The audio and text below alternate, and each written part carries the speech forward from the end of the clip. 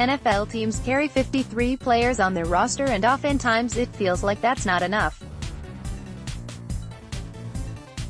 We experience this during the days of training camp and preseason as we try to find out how our favorite pet cats can make the squad. Players that aren't fortunate enough to are sometimes stashed on the practice squad, but outside of that they're left to be poached by other teams or figure out a plan of action until they can find a home in the league. This is where the Alliance of American Football League, a new startup league that is in its 8th week of a 10-week season, has proven to be interesting. There are 8 teams in the AAF, and if things go the way they want they will serve as the primary developmental league for the NFL, similar to AAA baseball or the NBA's G League.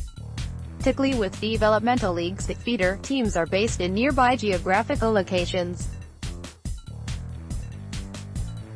For the Dallas Cowboys, that would be the AAF San Antonio Commanders, which would mean, if things went a certain way, that members of America's team would play spring ball in the Alamo City while trying to perfect their craft in hopes of wearing a star on their helmet. The AAF doesn't seem to be having success landing fringe players from the NFL. A report surfaced on Wednesday that the Alliance wasn't exactly having success in convincing the NFLPA to allow practice squad players to join AAF teams. This would obviously be an essential piece if this whole experiment were to reach fruition, and there is logic to why it should and shouldn't. The logic in letting players play in the AAF for the time being is very obvious. They get experience. There's nothing like real-time game reps, and no matter how hard you try you cannot simulate this in practice. The Alliance provides a legitimate place to get better. This is something Atlanta Falcons head coach Dan Quinn agrees with.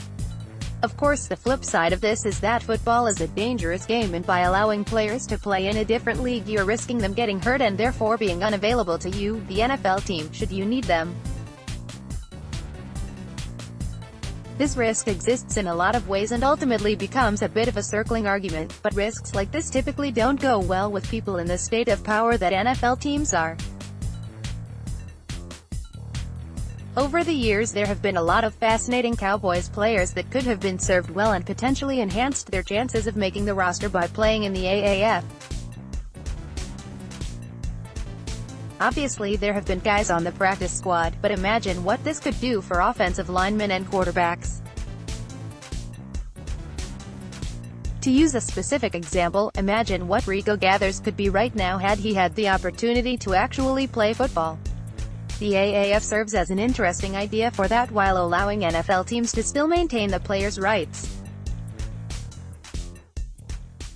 The Alliance is still something that is learning and growing, so we'll have to wait and see what ultimately becomes of it. But what do you think? Would you like to see the Lance Lenoir-type players be allowed a place to get better? 88%, 907 votes, 11%, 113 votes, 1020 votes total. Vote now.